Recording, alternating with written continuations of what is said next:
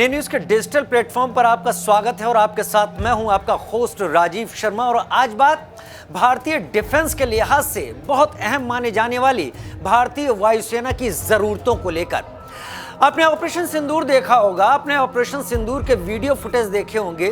भारतीय वायुसेना ने पाकिस्तान के 11 एयर बेसेस को और पाकिस्तान के एयर डिफेंस सिस्टम को जिस तरीके से तबाह किया, वो स्वीकार करने की, उसको मानने की ताकत पाकिस्तान में अब तक पैदा नहीं हो पाई है। क्योंकि अगर मान लेगा कि ठुकाई इतनी जोरदार हुई है तो अपनी पब्लिक के सामने क्या मुंह दिखाएगा।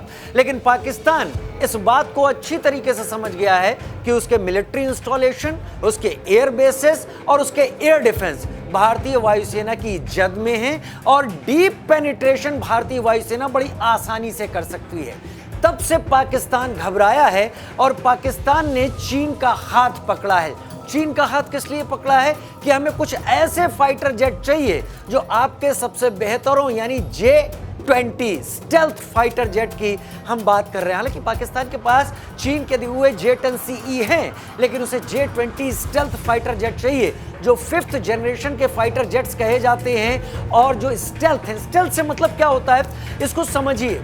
हम अगर कहीं जा रहे हो और सामने से कोई आ रहा हो, में देख लेता है, वो समझ जाता है कि सामने से आ रहे हैं, यानी हम अपना प्रतिबिंब उसकी आंखों में दे रहे हैं, उसे समझ में आ रहा है। लेकिन अगर ऐसा हो कि हम उसे दिखाई ना दें, अब रडार की भाषा में ये क्या होगा? रडार की भाषा में ऐसा होगा कि रडार अपनी वेवलेंथ एक छोड़ता है सिग्नल, वो सामने आ रहे एयरक्राफ्ट से टकराते हैं और फिर वापस आते हैं। इस दूरी को लेकर रडार एक प्रोजेक्शन बनाता है और उससे बताता है कि फाइटर जेट कौन सा है, फाइटर जेट कैसा है, कितनी देर में अटैक करेगा। ये कई चीजें होती हैं जो रडार पकड़ लेता है। लेकिन अगर हमला दूसरे को चौंकाने वाला करना है तो उसके लिए अपनी पहचान गायब हो जानी चाहिए, यानी स्टेल्थ होना चाहिए। स्टेल्थ का काम क्या होता है? रडार से आ रही तरंगों को दूसरी तरफ भेजना, वापस न जाने देना या फिर एब्जॉर्व कर लेना। और एब्जॉर्व करने की हालत में रडार के पास वापस जाती नहीं है तरंगे, तो उसको पता ही नहीं चलता है सामने से कुछ आ रहा है। दरअसल पाकिस्तान की अब चिंता यही है, इसलिए उसने चीन से stealth 5th generation fighter jets मांगे हैं, जिसका चीन ने उसे प्रॉमिस किया है कि क्योंकि चीन और पाकिस्तान ये भारत के लिए 2 फ्रंट वॉर का खतरा हमेशा बने हुए हैं। अब चीन ने इस साल के आखिर तक पाकिस्तान को stealth 5th generation fighter jets कुछ देने की बात कही है। लिहाजा भारत भी ये तैयारी बहुत पहले से कर रहा था। लेकिन भारत मांग कर या दूसरे से खरीद कर नहीं कर रहा था, भारत अपनी कोशिशें कर रहा था।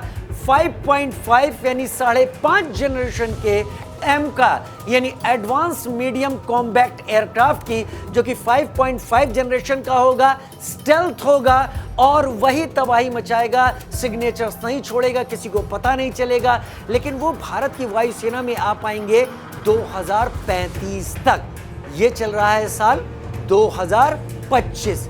इन 10 सालों के बीच में भारत की सीमाओं को सुरक्षित करने के लिए एयरफोर्स ने जरूरत पर जोर दिया कि हमें तत्काल 60 ऐसे फाइटर जेट चाहिए जो स्टेल्थ भी हो और 5th जनरेशन भी हो। और इसके लिए भारत के डिफेंस मिनिस्ट्री की बातचीत अमेरिका से भी हो रही है और रूस से भी हो रही है। अमेरिका ने भारत को F-35 लाइटनिंग II ऑफर किए हैं जो 5th generation stealth fighter jets हैं, और रशिया ने भारत को Su-57 फैलोन देने की बात कही है जो 5th जनरेशन है और स्टेल्थ है।